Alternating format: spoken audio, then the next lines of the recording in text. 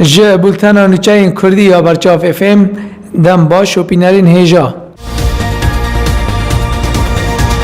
لراجو اندام كوما احرار الشرقية ايريشي چم مالان ديگن و تالان ديگن و پشترا آگر برددن داران لچياي هبكا. کوملگاه گشتی یا گریدای بنتاوین یا گرتی و کریارین گریدای بگوهرتنا دموگرافی التوا یا سوری شرمزارد که. فروكه كاناناس بارگاه كوما الحمزات بمباران ديكا لگند ساتيا لدفر جندير سيا گريداي بعفرينيوه. ده کامپانیا بناو باهوز جزیره ده قصده رزگار کرنا 31 گندان و بدهان زویج دست داعش را دهینه.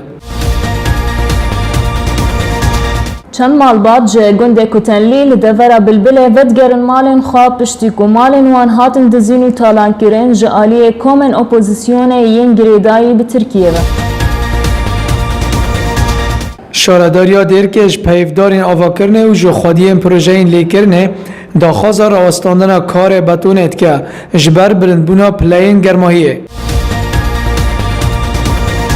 چار ولاتی جگنده کوبکه یه گریدایی به دفره مباطل عفرینه هاتن رواندن جالیه کومن اپوزیسیون سوری ین گریدایی به ارتشا ترک و. و کرنا یکم تلویزیون تایبت بجنه لرجوای کردستان بناو جن تیوی.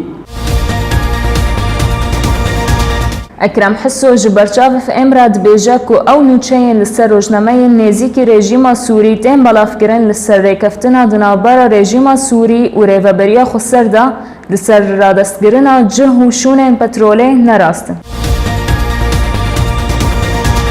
لدرعای هفدیتن ناور اپوزیسیون و رژیم دا جبو گفتگو کرنا چوانیا را دست کرنا چکین گرانج رژیم را پشتی لحف کرنا ناور وانده.